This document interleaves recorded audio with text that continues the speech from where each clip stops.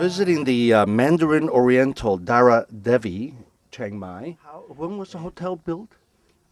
About 2.5 years ago, but the grand opening was last year in November. Wow. I hear that it takes about 150 rai, 75 acres of land this sits on? We have 60 acres of land altogether, and we have 123 units. That's unbelievable amount of land. Question, how many architects were involved in this, you know? About 4. All of them are Thai.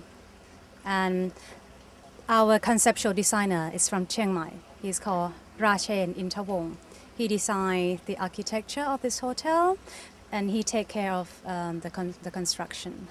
So how many types of accommodations? Roughly, we are divided into 2 types of accommodations. One is called a colonial suite, which were opened in last year recently, and another one is villas. Behind us here is one of the villas. Yes. And how big are they? In terms of how many rooms, first of all? 54 rooms.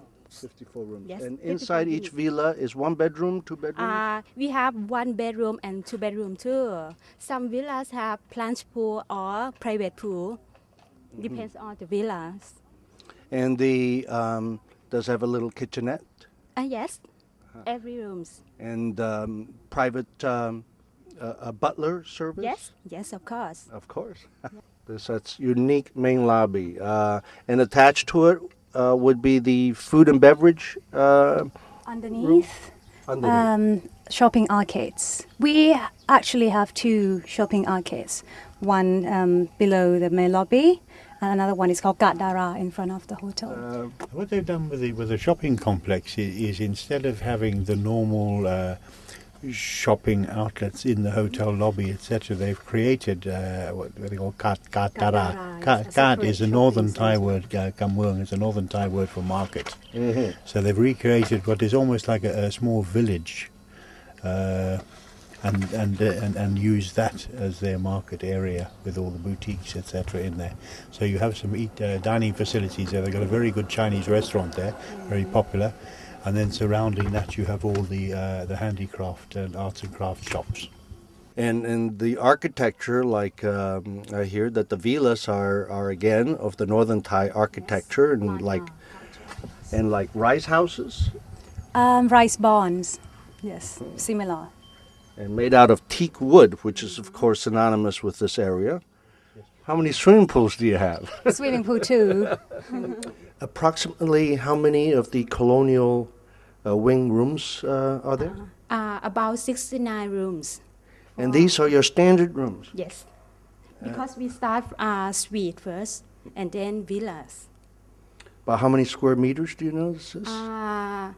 At least 80 square meters. And the bathroom's got to be about 15 of that. No. That's such an unbelievable bathroom. And the high ceilings, of course, gives it a very open, comfortable feeling. Yes. And they all look into a garden area. Yes. And now, and again, how many of the villas are there? About 54 villas. Do you happen to know how many staff work at the hotel? Nearly 500. This is one of the 2 pools. Yes, exactly. And it's called what? It's called Loi Kam Pool. Loi means floating, and Kam means gold, so literally means floating gold. And this pool is overlooking a paddy field behind. And next to it is our French restaurant called Pharangsait. Rice paddy. Is that a Yes. real rice paddy? Real rice paddy. It's in the middle of this resort. We grow rice. We have farmers who work in the rice fields. They come from 9 until 5 in the evening. They go home, and the next day they come back to work for us. And the rice we harvest from the rice paddy field, we donate to the villagers nearby. I understand that the hotel, the origin of the hotel was originally a restaurant, and then somebody came along and bought land around it, which were predominantly rice paddies, and then came about a hotel. Actually, Lan Na in northern Thai word means million rice fields. So we, like I said, we preserve Lan Na culture and we preserve the rice as well. Another interesting of this pool is the toilet area, which is behind those The wall. walls. Yes, it's similar to a cave, which we got an inspiration from one of the temples in Chiang Mai. It's called a cave temple.